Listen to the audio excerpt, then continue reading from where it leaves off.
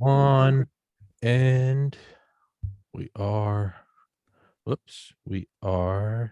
guess we're recording, and we are recording with Mr. Chris Gillespie, and everybody knows Dr. Peter McCullough, the OG, the man who got me permanently banned from YouTube, which he is the champion. Many people had a part in it. Dr. McCullough was the final stake in the coffin, the nail in the coffin. He was the golden stake or the silver stake, whatever it's called. I'm delusional. He's the one that got me banned. You guys might know him as the most published accredited renal physician in world history, or as Joe Rogan's second largest or first largest guest. I know him as the man that got me permanently banned from YouTube, and that is why I love him. Dr. McCullough, not that everybody doesn't know you, but please introduce yourself, and then we'll have Mr. Gillespie take it away. Thanks, Tommy. Thanks for having me back on the program. I'm Dr. Peter McCullough, practicing internist, cardiologist, trained in epidemiology, Dallas, Texas, taking care of patients with COVID-19, vaccine injuries, frequent news commentator, just on the news last night with Laura Ingram. Had a great experience with Chris Gillespie, and it's really a pleasure to have me join you in welcoming Chris to the other side of the microphone now for your podcast, Tommy. I think the audience is in for a real treat. Absolutely. Mr. Gillespie, please introduce yourself. Well, as stated, I'm Chris Gillespie, and I'm a self-proclaimed Dr. Peter McCullough stalker. So I was in sports medicine. I was the head athletic trainer and director of sports medicine at Samford University in Birmingham, Alabama for many years. I taught in the classroom as well, directed a sports medicine education program in addition to those things, and was also an administrator at the collegiate athletics level. When I retired there in 2013, I went on and did some work with the University of Georgia before I got stenosis kind of rendered me to the point I couldn't work 100 hours a week any longer. And I hung it up, and I'm doing my best to live at the beach here. And as I said the other day, I'm trying to be Tommy Bahama the best I can. The big thing with what we're talking about today was how this all came about. Several months ago, I had to make a decision, and it was at that time where everybody really didn't know about the COVID vaccines, what we were going to do. And my wife's work, they wanted her to get the vaccine. They didn't mandate it or anything like that, but I said, I really don't feel real good about it. And then I found out I was actually allergic to polyethylene glycol, which I did not know was in it at the time, and started doing a little research and happened upon a video by Dr. Ryan Cole.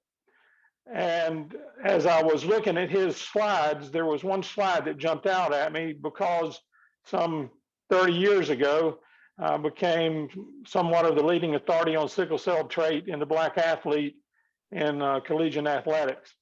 And that slide looked almost identical to the slides that I used 30 years ago in a sickle cell crisis event, hypoxia,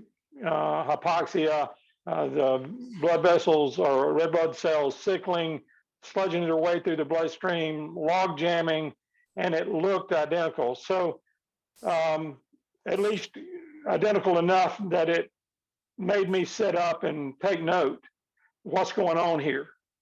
And so I called Dr. McCullough's office, not knowing what was going on in his life. And his receptionist gave me his email, and it turned out to be the wrong email. And so I kept after it and finally found him on Instagram and sent him a message and told him who I was, said, I'm honestly for real, please give me a shout. And he asked for my contact information and so forth. And then I found out he was going to speak 4 miles from my house just last week. And I showed up and listened. He didn't know I was I think I told him I was going to be there, but he didn't know me from Adam. And I listened, and it validated everything that I thought. I thought there was some similarities to what I saw long ago of what the spike protein does and how it wreaks havoc in the body. And then I went up and introduced myself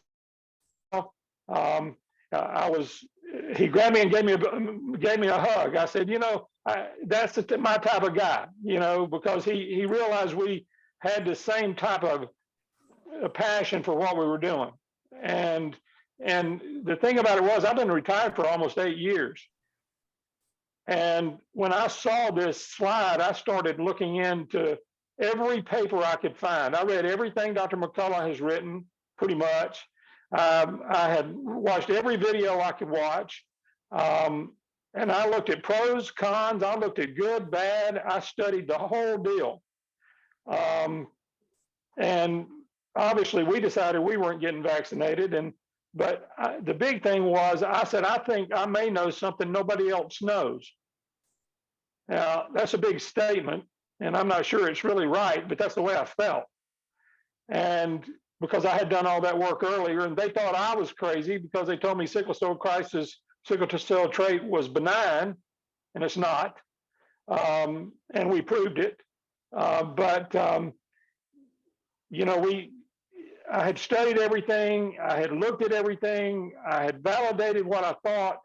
And I showed up to Dr. McCullough's speaking engagement with Ryan. Ryan was there.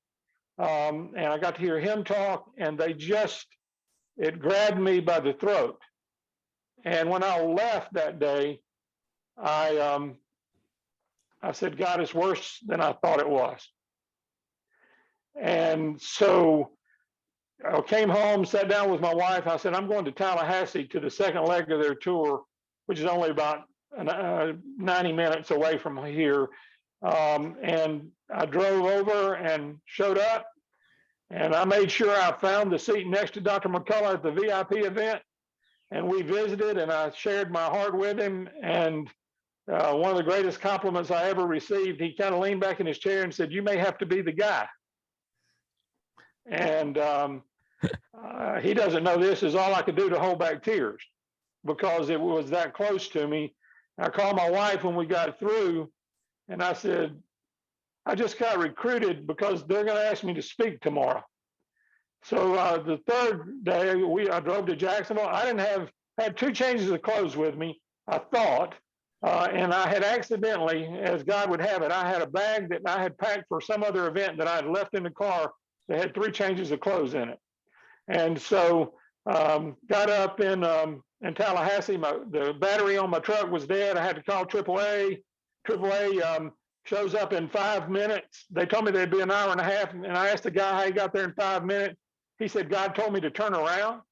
And I told him what I was doing, and he said, well, you need a new battery, and let me see if I've got one. He said, I got one left.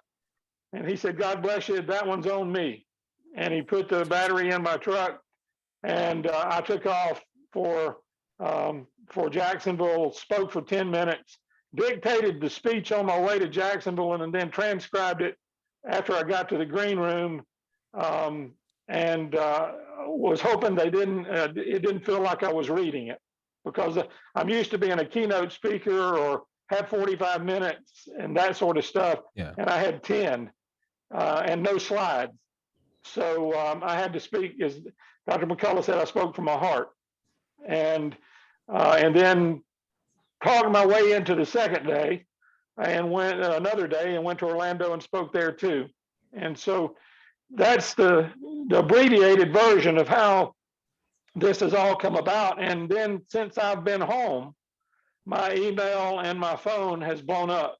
I've talked to a pediatrician and his wife this morning. I sent the information, he's trying to decide what he's going to do with his 18-year-old kids that are signing scholarships that are going to colleges, and he's trying to get medical exemptions, and he doesn't know what to do, and he called me for advice. And I honestly had not thought about that. And so I got that. I sent Dr. McCullough a copy of it, and I also sent a couple of the other docs a copy of it and said, help. This guy needs some help, and we're going to probably get a bunch more calls like this. So the doors are wide open.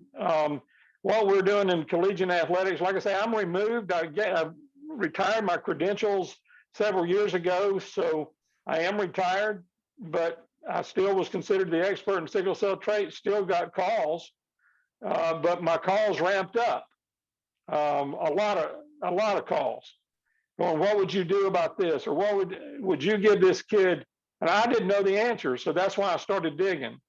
And now I know at least some of the answers. And we're going to do our best to help. I told my wife when I realized what we had, I described the situation as I sat in my chair at 2 o'clock in the morning. She came out and thought something was wrong with me, and I didn't know I was crying. She said, why are you crying? Big tears rolling down your. I said, I didn't even know I was. And I said, God called me years ago and allowed me to help save a generation of young Black athletes across this country and even around the world. Everything the NCAA does now on sickle cell trait is what we wrote 20 years prior to them adopting it. And I said, I think he may be calling me to help save another generation, and I just don't know how. I don't know who to talk to, but I'm going to find out. And I think the guy we've got on here with us today is the guy that, a lot of people have thrown Dr. McCullough under the bus. Well, I'm willing to be thrown under the bus if it saves some kids. So, and I also know we're on the target. You're over the target if they're trying to throw you under the bus and you're getting phone calls and they're trying to tell you might not want to say anything about that. But I've got a couple of calls tomorrow with major institutions, directors of sports medicine that are going to take my calls, and they know why. So we'll see what they have to say if we get pushback, or if they're really on our side and know it, and they are in a situation where they don't know what to do. So I'm anxious to see what happens there. Dr. McCullough.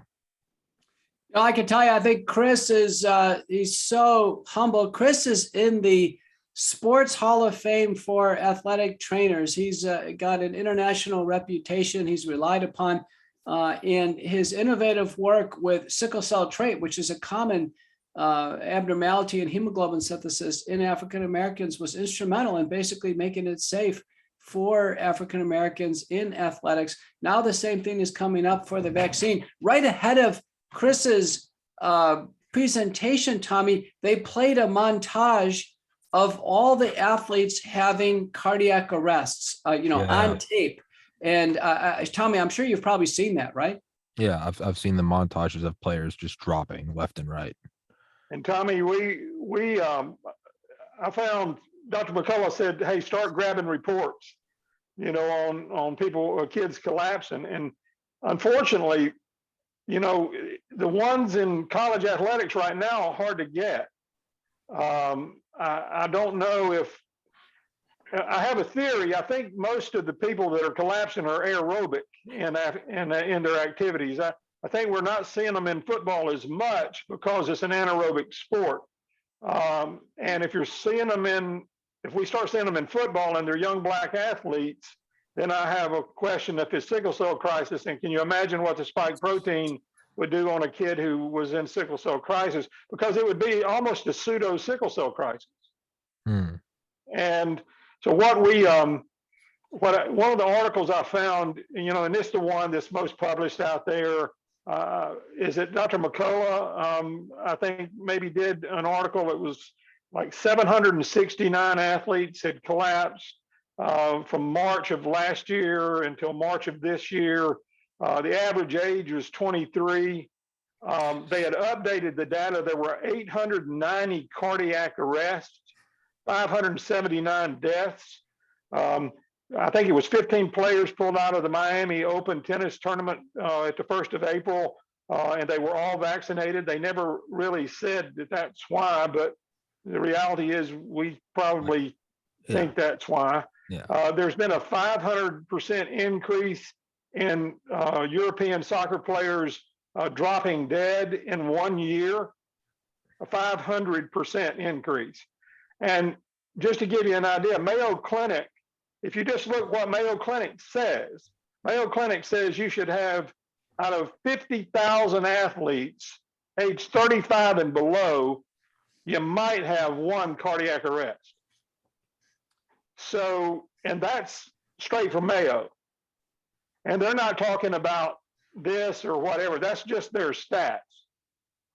And, but we've got myocarditis, pericarditis, the inflammatory response in the body that happens with a sickle cell kid or that happens for anything. I even said this, what happens if a kid has taken the vaccine and they have inflammation of any kind? Does it wake up the spike protein? What if some kid goes out to the beach and gets really sunburned? Does it wake up the spike protein? I don't know the answers to that. Dr. McCullough probably knows the answer to that, but Chris, we now know the messenger RNA stays in the body for at least a couple months in a paper from Stanford and Cell by Holtgen. And that's as long as they looked. It may be longer. The spike protein is estimated to be in the body for more than a year. We have many papers showing the spike protein on top of any blood disorder is trouble, either blood clotting, other abnormalities there.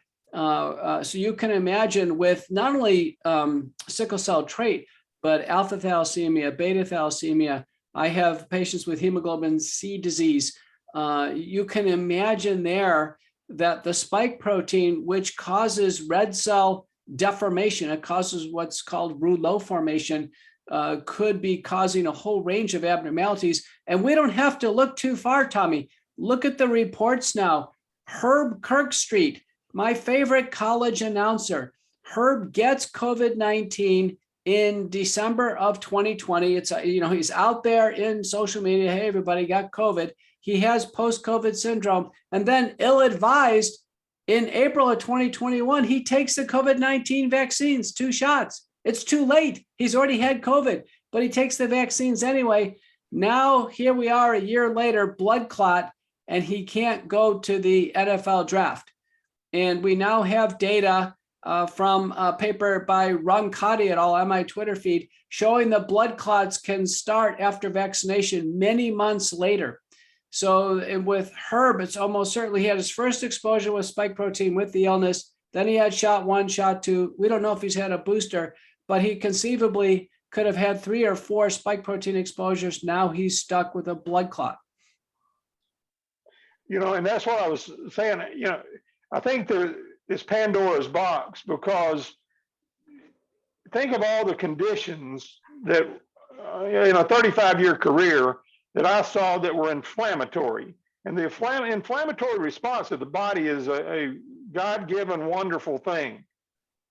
But when you throw something into it to disrupt it in an adverse way, it can wreak havoc.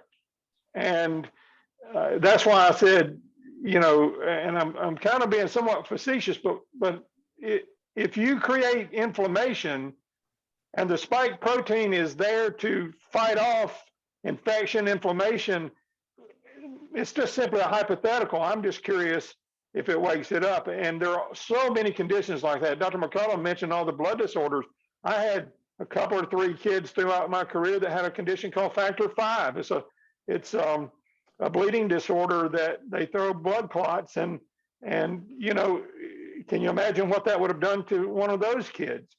And do they ask them that when they give them the vaccine? Do they ask, do they fill out a form? It says, I have factor V, I mean, they just roll up a sleeve. But Chris, we don't have to look too far. Again, there's examples. World-class female golfer Nelly Korda has got a blood clot in her arm.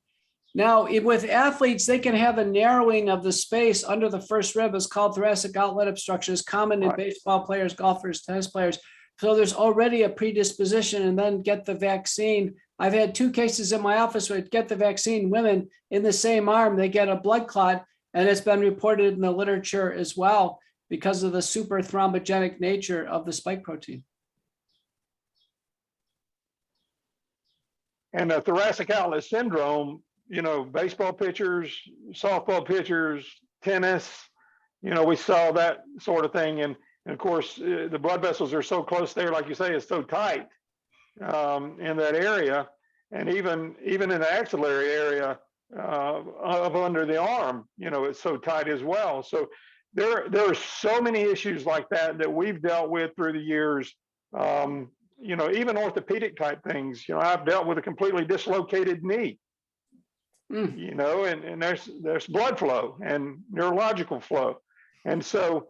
Well, I have to tell you, the impairment of blood flow, that, the two major things we're thinking about, Tommy, is blood clots in athletes and then myocarditis or heart inflammation. But another blood clot example, Dallas Cowboy great Deion Sanders. He played offense and defense. Yeah. Deion, very promotional of vaccines. In 2020, says everybody should get a vaccine. He said he took the vaccine. Very critical of Aaron Rodgers. Said that Aaron Rodgers was selfish by not taking the vaccine. And, Aaron had expressed concerns regarding vaccine safety, ended up getting COVID. And Aaron took the McCullough protocol, got right through it. He went on Pat McAfee and talked about it, got natural immunity. But in fact, Deion Sanders takes the vaccine. Okay. Then he develops blood clots. And the blood clots, it comes through a series of reports, are in the superficial femoral arteries. These are major pipes in his legs, shoot down to the legs, and needs toe amputations. I can tell you the only way you can get clots that big in the arterial system is with the vaccine and the spike protein. And no matter what condition existed, that is, as Chris was mentioning, an injury, a various inflammation, whatever injury exists, the spike protein makes the body much more likely and prone to clotting. I just had today in my practice a woman who's got blood clots in both venous systems, not with the vaccine, but actually after the respiratory illness months later. And I've got to get her on some big time blood thinners. What I'm learning, Tommy and Chris, is these blood clots don't go away easily. Yeah. The other concern that, like I said, the popliteal artery and vein is what we've seen in like a dislocated knee, or if you had somebody with a dislocated elbow and you compromise the blood flow, and you've got a short window to take care of that orthopedically. So that's something that has run through my mind. And then I think the other thing, and I sent Dr. McCullough a message earlier today, just to think about, because I got to thinking about it. You've heard about CTE in athletes for head injuries, and I have been a part of the head injury protocols and things for college football. I've been, giving advice to people through the years, and just was there when the changes were coming down. And what's it going to do there? Because we saw Ryan Cole, some of his slides on the inflammation of the brain and of the heart. So what if a kid has a concussion? Or what if he has an epidural? Or what if he has a subdural hematoma? Does it increase those things exponentially? Does it make it that much more deadly? There's so many unknowns. There's just so many unknowns. And that's the reason that I said, I've got to at least find out some things here. The sickle cell trait thing, somebody asked me when I mentioned this to them the other day, they said, well, what would that really have to do with anything? And I said, it wasn't that the sickle cell trait, that was my wake-up call, because it showed me that they were alike. It was hypoxic tissue. Hypoxia followed by lactic acid buildup, followed by acute and explosive rhabdomyolysis, and the kidney failure, then followed by cardiac arrest. That's what happens in a sickle cell trait athlete. And my question was, is that what happens in a young lady or young man who's had, has an adverse reaction to this shot? So because it's eerily similar. So I'm not, and then I said, well, what if a kid with sickle cell trait had the injection, then has a problem, and then, like I say, a pseudo crisis. So I'm sitting there thinking, we've got the kids with sickle cell trait. Now do we have to treat the whole population that's vaccinated the same way? Hey, Chris, how common is sickle trait among athletes? It's probably about 6%. It's according to which journals you read. Probably about 6%. We would see. I would have anywhere from 2 to 10 in any given year of our whole population of athletes, you know, out of 400 athletes. But we found out something really interesting, and it's also come up when I've been looking at this the last few days. Our hypothesis was, we found out it was all in football players. We had one baseball player. We never had a basketball player. We had one sprinter, I believe, in track and field. And the hypothesis was kids selectively opt out as a sickle cell trait athlete when they're a young kid just because they can't do it. They can't run up and down the court with their buddies and play 5-on-5. They get tired. You know, the guy that had crisis that we saved his life, that was our guinea pig, so to speak, that got us interested in what we were doing and where we were going with this. He came to me one day and just simply said, "Is that the reason I've never been able to do these things?" And I said, "Yeah, I think so." And then we changed their conditioning protocol, and his performance skyrocketed. And as a result of that, so those kids were all anaerobic in nature. Now we see about 2 kids that are non-black, 2% of our non-black. They can be Mediterranean descent. They can be, you know, I could have a black father and a white mother or so forth. And matter of fact, I sat with a young man at my table the other night at the VIP event that one of his friends was a coach and had a white athlete that died of sickle cell trait. And they figured out somewhere along the way that he developed, you know, had the gene from down the line somewhere. So we tested everybody. And so it's about 2% of non-black athletes, and then about 6% of the African-American population probably has sickle cell trait. I don't know exactly what percentage is for sickle cell anemia because they never made it to us. Obviously, it's somebody. That's the reason they called it benign. Another thing, and I don't want to get the numbers wrong, so I'm not going to give the numbers out there. But what we also discovered was, going back in time, most of the young black athletes that passed away playing, you know, from football, they were called heat illness. They weren't heat illness. They were sickle cell trait. They just were never tested. And the other thing we had found out is, I think there was only one, it was none, and I think it's just one now.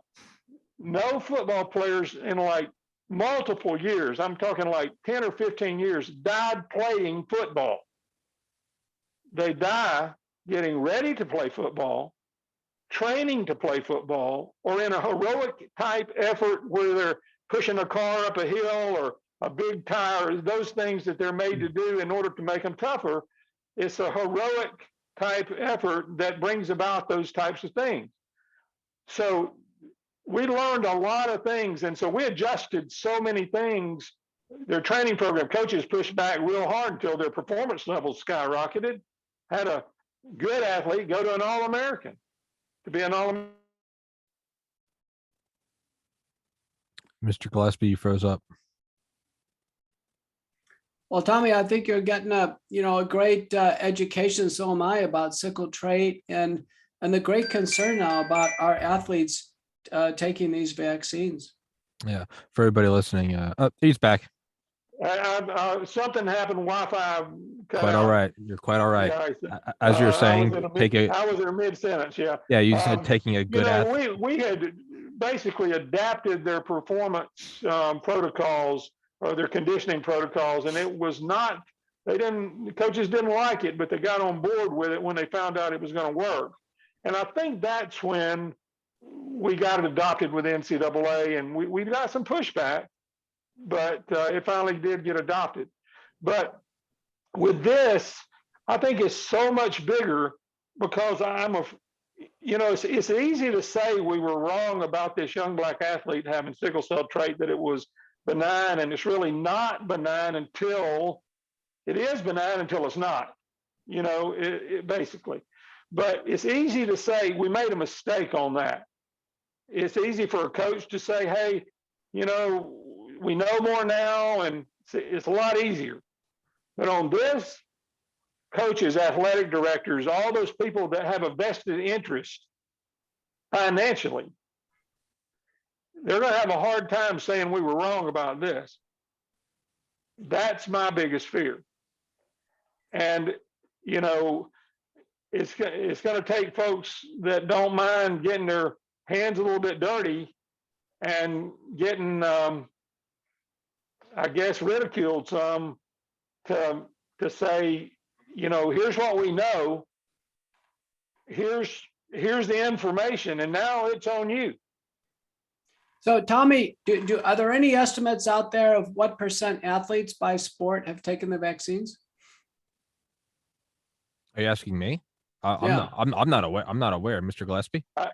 I really don't know. I was just looking at some things today because this morning I got that call from it was the pediatrician's wife, because he was in practice, and they were at our VIP thing the other day, and they didn't come up afterwards, but she suggested that they call me today because he was wringing his hands. He didn't know what to do.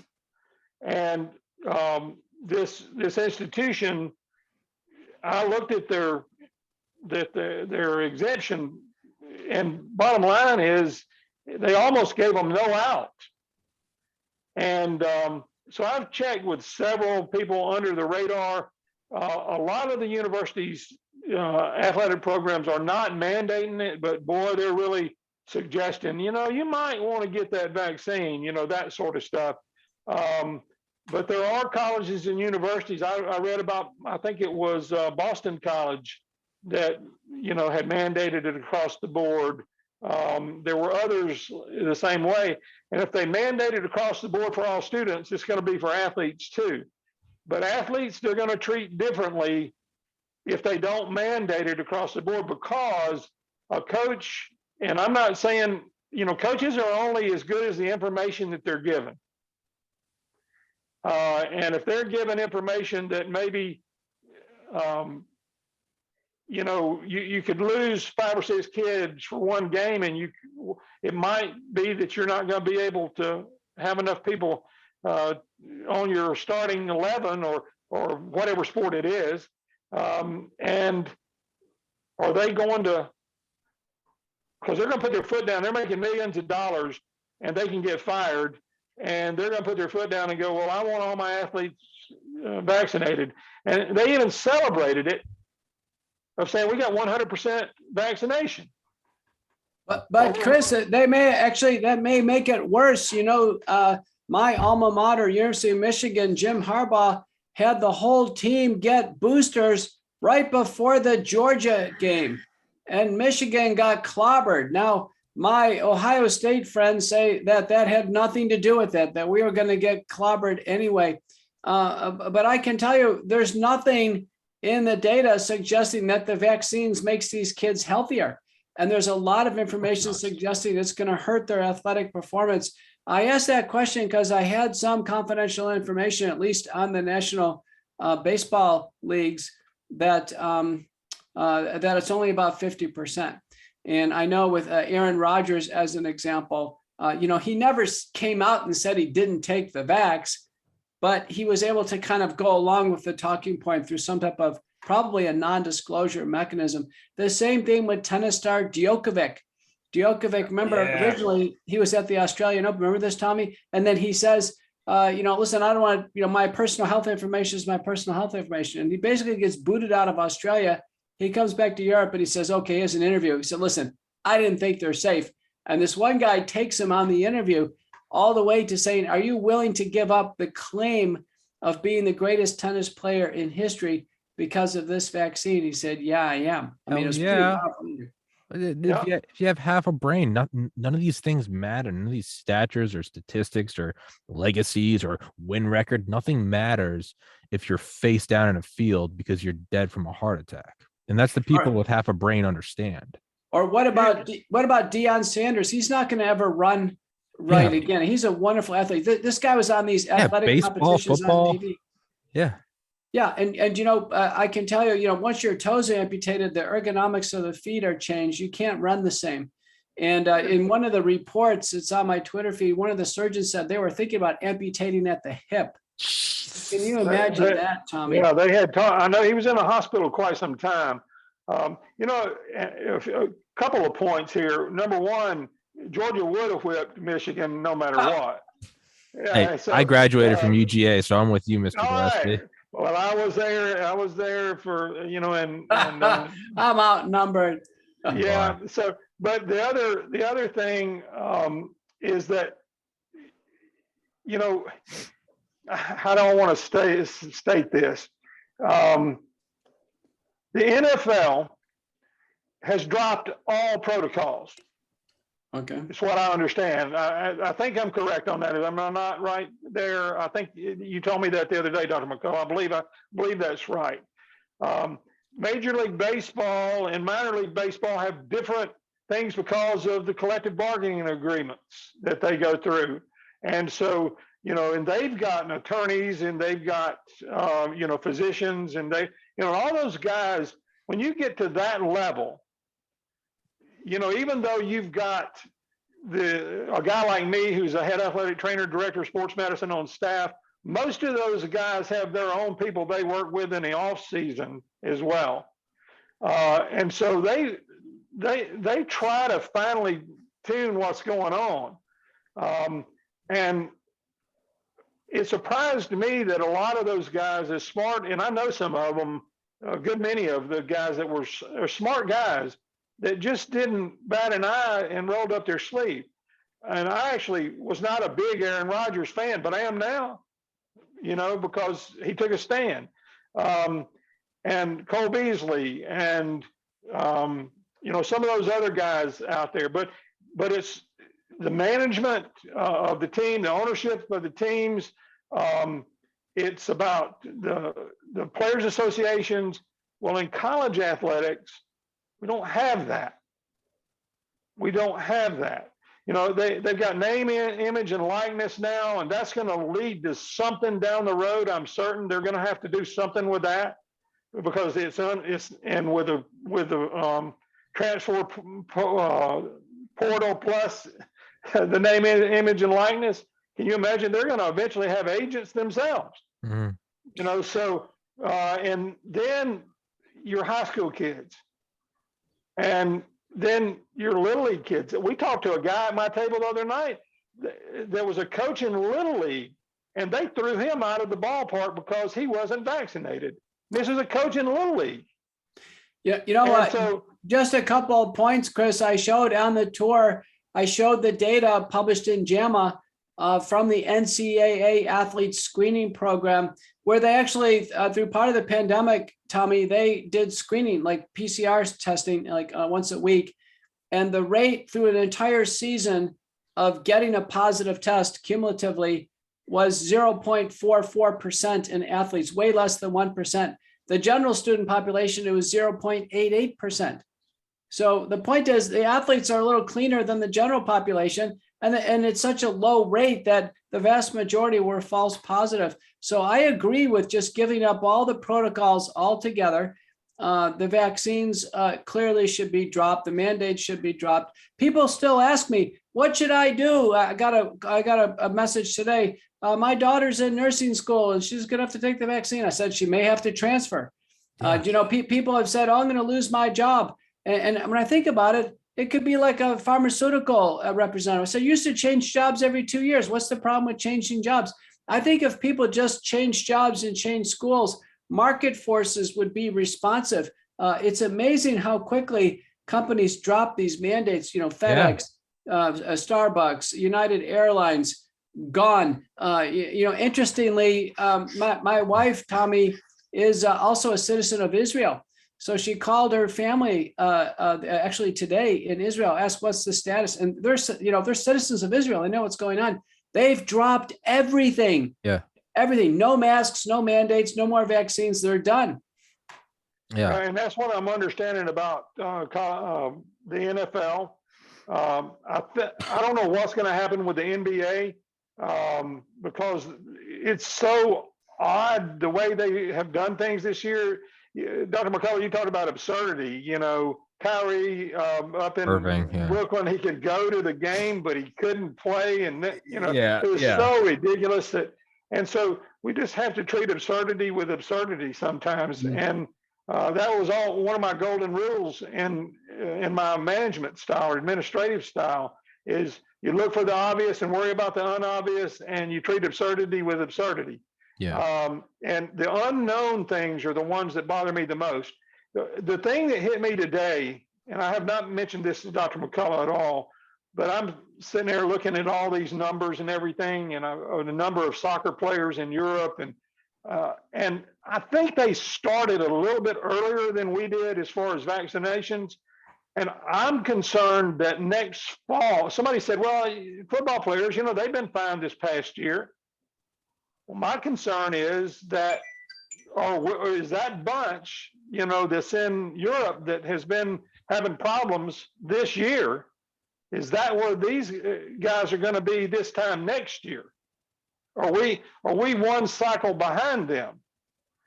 And that hit me like a ton of bricks, because I don't know if that's correct or not, but I had started thinking about it. The other thing, I used to get all the data. One of the things, if a kid died in college football or in any sport, we were going to know about it. I don't get that data anymore. And I've not heard of a lot of football players that have had significant problems. But again, I don't know how many injections they've had. I know that a lot of them have had the tube. I don't know how many have had the booster. I don't know where we are. And I think the spectrum is wide open across the country. There's no telling, Division III, Division II, NAIA. Then you've got weekend warriors, marathon runners. If you took all collectively, we made all the endurance athletes in the country one, that'd be a state, because there's so many of them. There's multiple marathons, multiple 5Ks, 10Ks every weekend. And a lot of those types of folks I turned 2 speaking engagements down because they were mandating the vaccine, or you had to be tested 48 hours prior to showing up, which I said, wait a minute, that's ludicrous. That makes zero sense. I'm not going to get tested. I'm asymptomatic, and no, we're not going to do that. And until people start just saying, no, we're not going to do it, I think that's going to be the problem. And too many times athletes have been, think about how did you play sports? I played basketball growing up. Okay. But when you ran gassers in football, or you ran sprints in basketball, you were taught, put your foot on the line, don't step over the line. Mm-hmm. You're taught, don't be late for an event. You were taught, if you're early, 5 minutes early, you're late. Yeah. The bus is leaving at 5 o'clock and you're there at 4:55 and the bus is gone. They're just used to doing what they're told to do. Sure. And it's according who is the person that is making the statement to them of what to do. Because if there's a coach that is hard-nosed and doesn't want to miss anything and says, you have to get the vaccine, guess what? Most of those kids will just step in line and roll up their sleeve. Sure. Because most 18 to 21-year-olds believe they're immortal. And, I've seen it time and time again that kids will do what they're told, because when they get to that level, especially at college, you don't last if you don't do what you were told. Yeah. You're dismissed. And then the percentage goes down in the NFL the same way. You don't last if you don't do what you're supposed to. And so that's another fear I have, is they're just going to roll up their sleeve because they've been taught for so long to be compliant with whatever they're supposed to do, that it's just another one of the things on the list. as opposed to it being something as significant as we're talking about. It's just a check mark to them that I did what I was supposed to do. Yeah. And so I'm worried about that. It's it's also an abuse of the reason why they do what they're supposed to do. Your parents tell you, growing up, your parents tell you to do X, Y, and Z. You keep doing it because they're your parents and they've guided you this far already. And that's, I think, just kind of on as someone that got into medical school and wanted to be a doctor, that's, to me, it's one of the more insidious things of this. Is it's like burning through a savings account that, like, your grandpa started, gave it to your dad, gave it to you, and then you blow through it all. There's something especially bad about that, because you burned what wasn't entirely yours. And so when the reason why we trust individuals with white coats is because they're the cream of the crop. They went through it all. They're the doctors. First, do no harm. Hippocratic oath. They can save your life. These guys are the cream of the crop. The abuse of the white coat of, it's one thing if on Tommy's podcast he's saying don't get the vaccine, or Joe Rogan saying don't get the vaccine, but a doctor in a white coat with the framed degrees behind them, like not Mr. Dr. McCullough, if they tell you get the vaccine, well, for good reason, you would believe them, because the white coat that represents millions of individuals who have acted in the way that a care provider should act. And you are now taking advantage of that, and you are now abusing that. And to me, that's just, so all these kids that will roll up the sleeve. Well, it's because up to this point, when has the coach led you wrong? Right? Sports instill a ton of wonderful characteristics in you, pushing it to the last second, teamwork, losing with honor, showing up early, examining what it's like to give it all and still not win, and go, well, I'm going to pull myself back up again, knowing that the hours and hours that people don't see pays off when you do get to go perform on the court and you act spectacularly. There's a ton of wonderful character. I mean, truly, the best students I knew were also athletes. It just, it fine hones everything. And so it's an abuse of that. Why wouldn't you do what the coach tells you, not just to get better?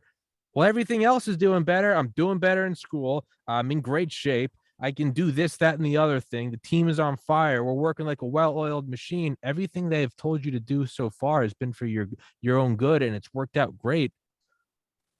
Why wouldn't you keep doing it? And so it's especially evil. It's preying upon these respected institutions: a coach, a professor, a parent, a physician, a nurse. It's the CDC, the FDA. You see these and you go, well, these are the national institutions, the big columns. It's the guys. And yet this is the United States of America, the federal office.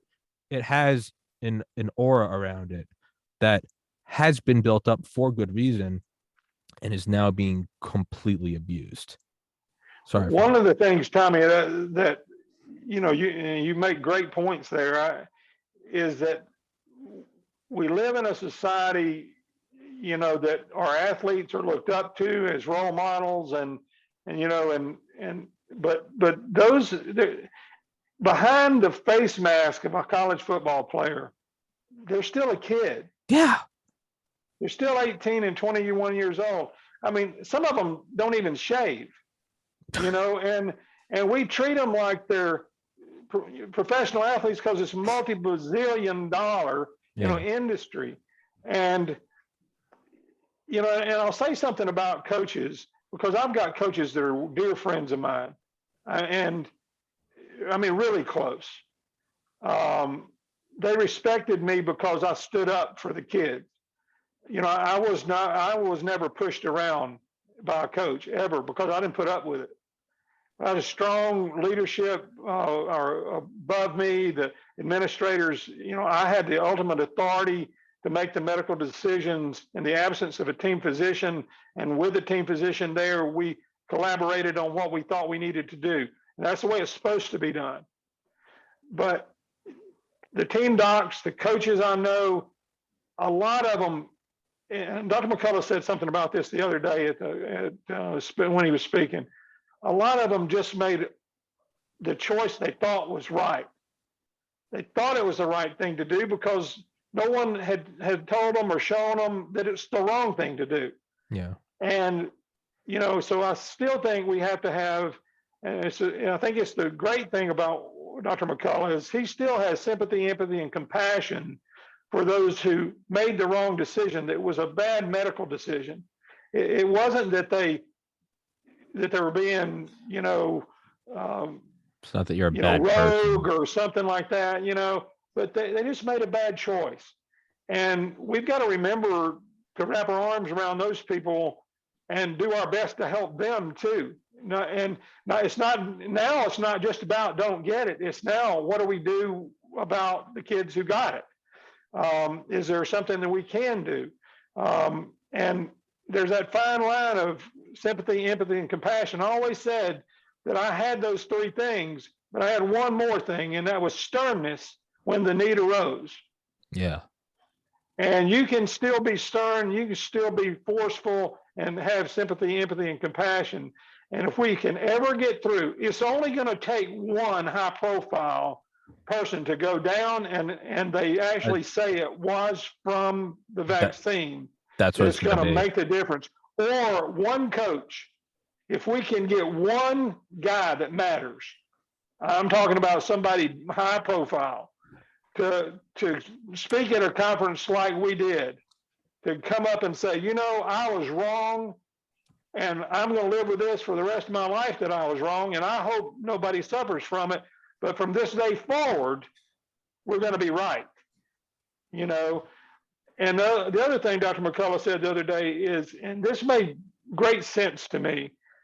He said, if we're wrong on our end, we've been ridiculed, and Google, if we Google Dr. McCullough, I guarantee you that they're going to say all kinds of stuff.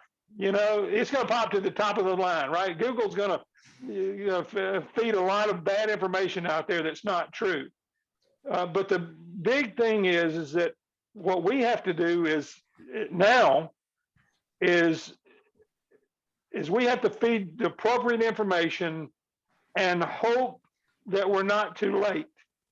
And at least if somebody goes down that's high profile, it may be what it takes. I don't want it to be that, but it may be what it takes, or get that one person that we can find out there. And that's one of my goals, is to try to find someone that's willing to speak out. I would have been willing, and I'm retired. It's easy for me to say now, but I would have lost my job over this. Yeah. I would have absolutely said, no, I'm not doing it, because I had been offered, so I could have gotten jobs anywhere I wanted to get one. And, but a lot of kids that are starting in my profession, they don't have that luxury, and they don't know what to do. They're not sure what to do. So, to have sympathy and empathy, compassion, and for them, and then what Dr. McCullough says, if we're wrong, we just made a poor medical choice for us. We made one for us, but it didn't hurt us, because it was 99 point whatever percent, that survival rate, that we're going to survive. We just made the choice for us. But if you're wrong and you took it, you decreased that 99% to who knows what. And, I made the statement to a young physician friend of mine. He's no longer young. He grew up, but I helped train this young man he was a fellow. He's a sports medicine doc, family practice internist. And he came to our athletic training facility, sports medicine facility, and he was our liaison from the clinic we worked with our team docs. And that's where they got their training on the field, where they really learned the craft of sports medicine, where sports medicine is not paper on the table. When you walk in an exam room, it might be in the middle of a field, on an airplane, on a bus. You might have to get down on your hands and knees to examine somebody.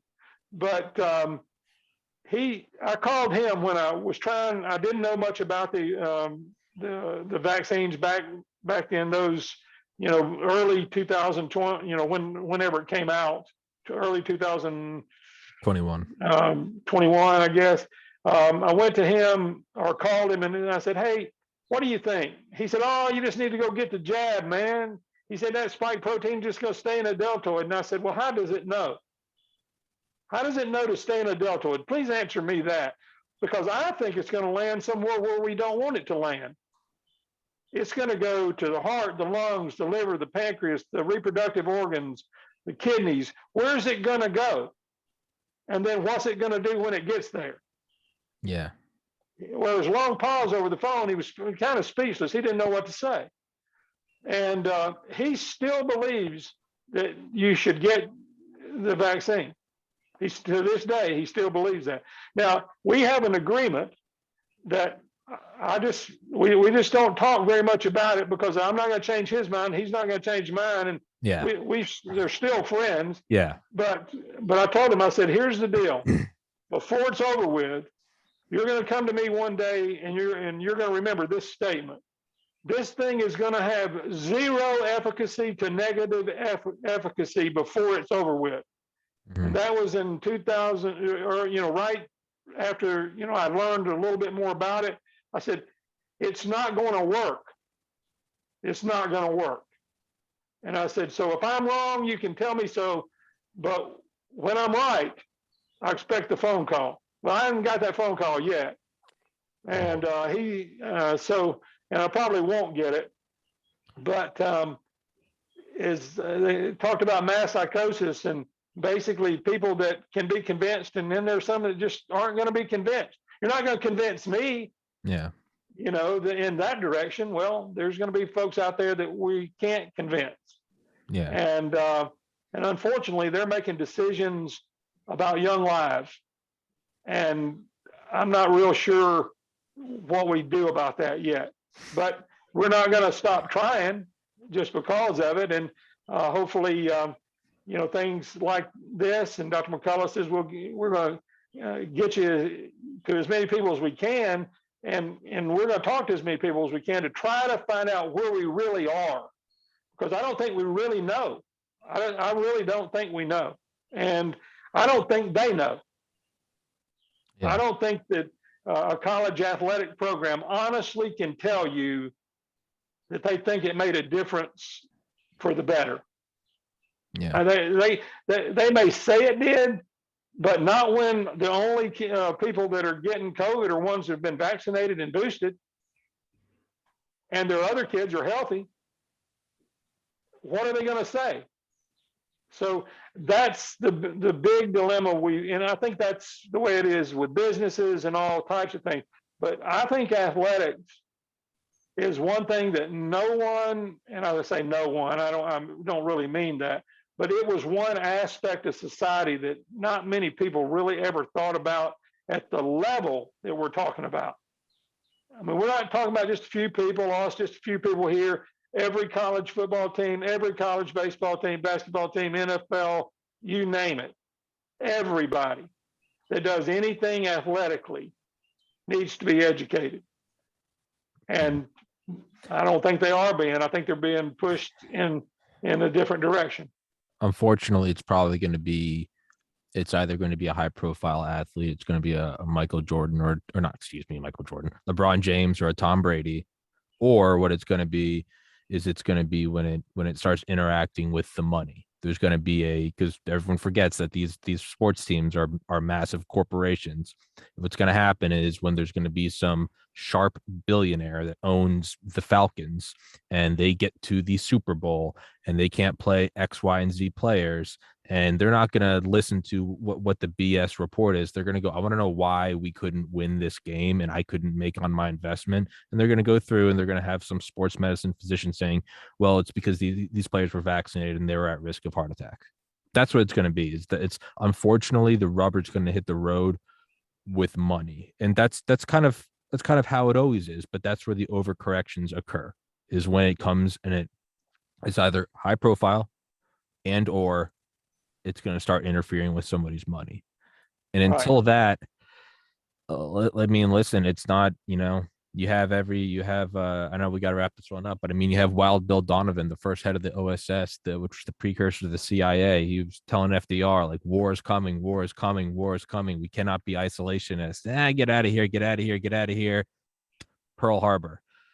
Unfortunately, that's just kind of how it goes, and that's what humans do. We should all be doing what is right. The reality is we often wait until there's a cataclysmic event and the consequences of our actions or of our inactions become prevalent. And that's just kind of what it is. Unfortunately, it comes to a head.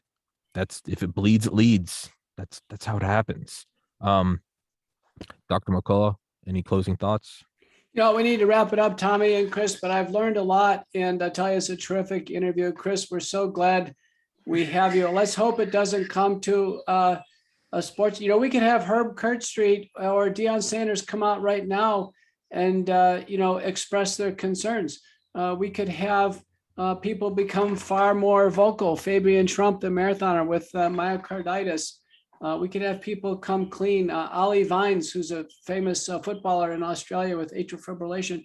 I'm a doctor. I'm a cardiologist. It's not hard for me to see these things happening. To me, it makes a sense that they've taken the genetic code for the Wuhan spike protein. The spike protein's a killer. I think people took it without much critical thinking. Fortunately, a few people did see it clearly. We mentioned Aaron Rodgers, Djokovic, Kyrie Irving, Jonathan Isaac, and others.